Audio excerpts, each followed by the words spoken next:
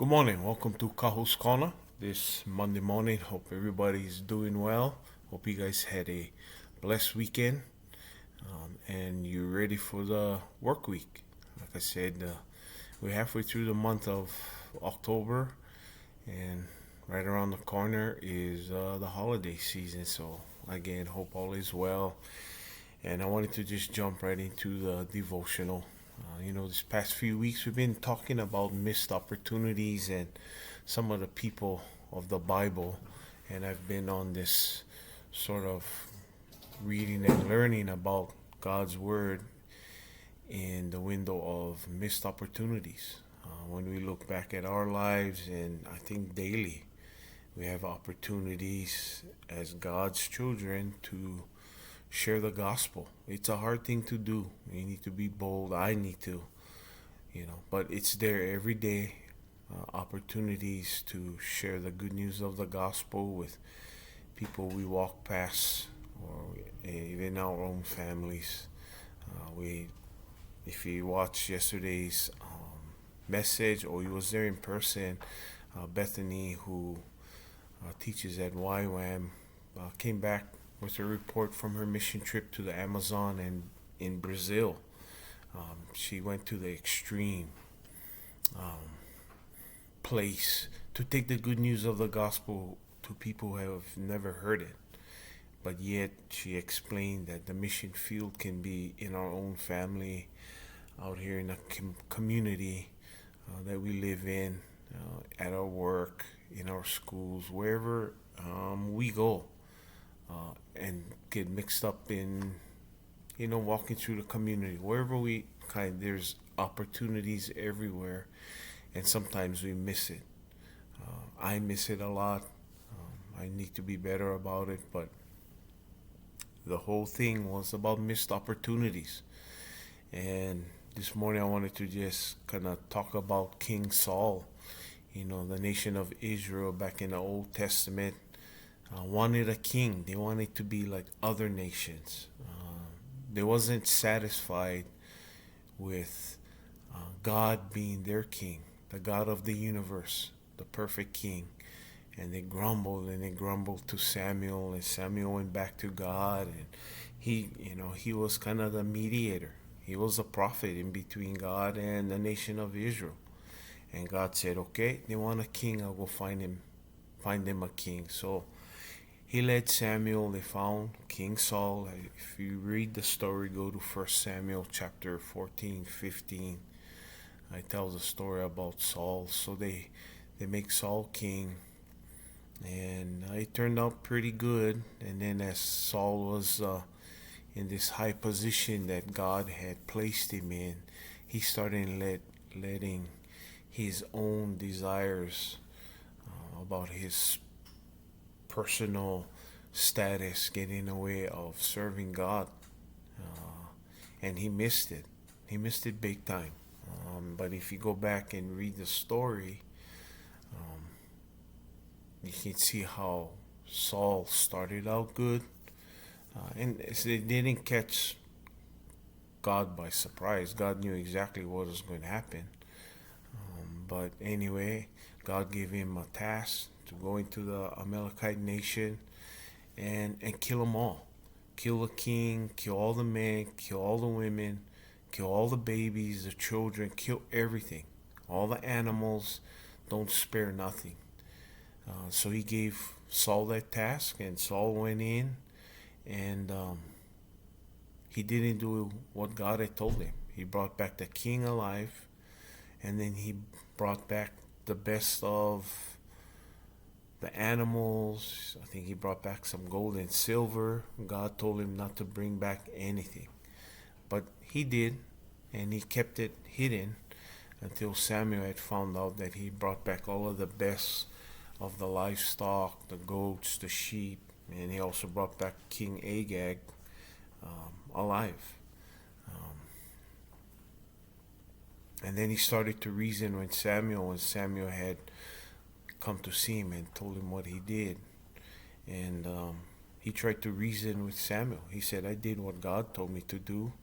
But then he blamed it on his soldiers. He said, oh, the men brought it back.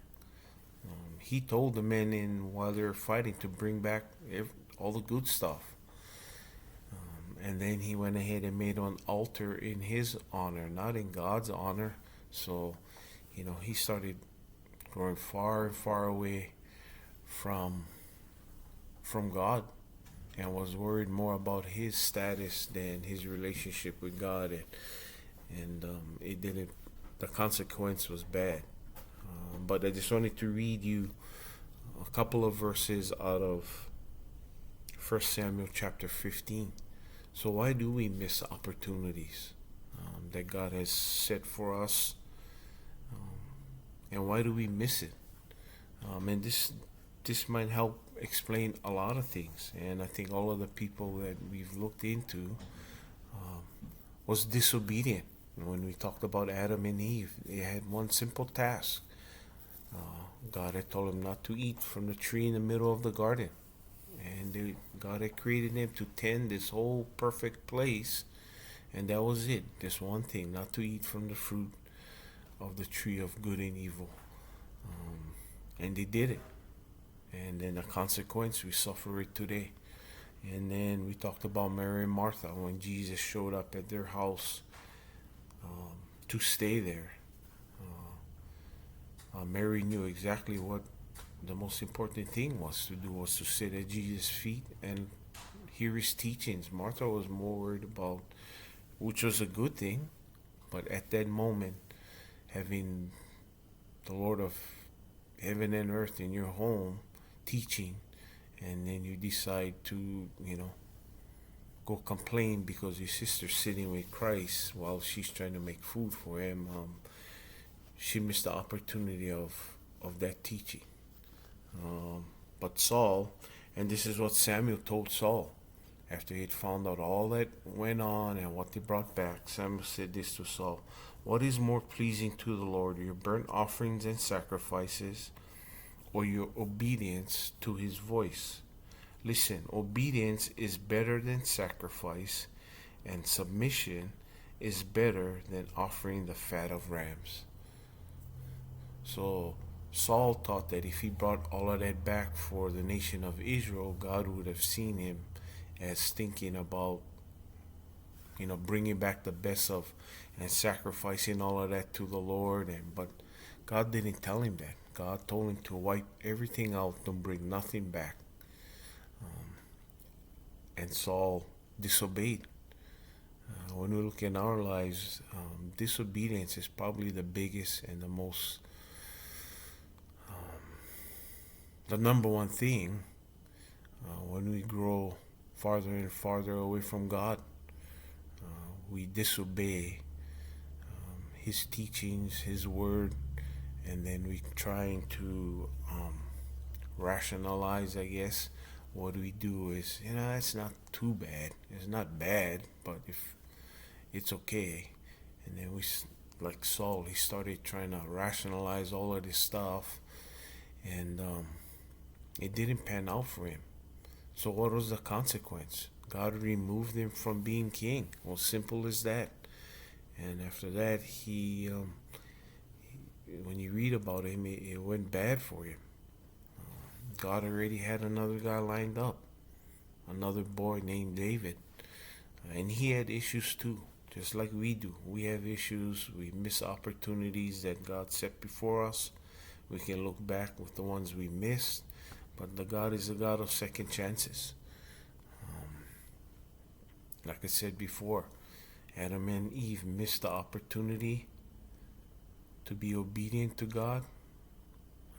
God removed them from the Garden of Eden. Death entered in, sin entered in. Our relationship with God was broken, but God is a God of second chances. He sent his Son, Christ, to give us a second chance. And we can either listen to the good news of the gospel and not miss that opportunity of putting our trust and faith into Christ. But if we do, there's no more chance after we leave this side of heaven.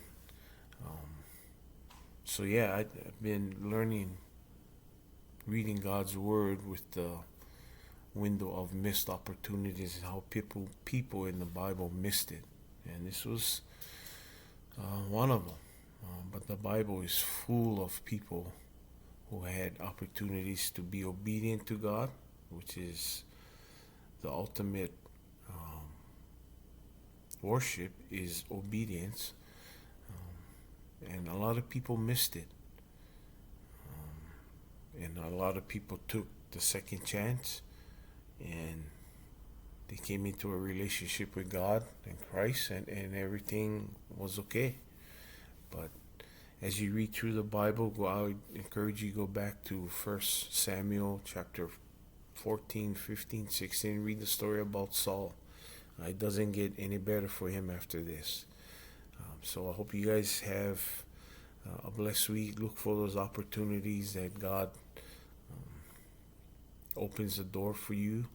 And you probably in one opportunity that you took, and you've seen the fresh fruits from it. Maybe a relationship reconciled, maybe a new job, maybe financially you're kind of stable now because you had followed God's discernment and you kind of realigned stuff.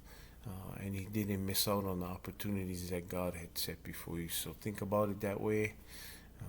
And also the flip side of the coin is try and look for opportunities that you might not miss the next time. So anyway, hope you guys have a blessed week. Be safe. Bye-bye.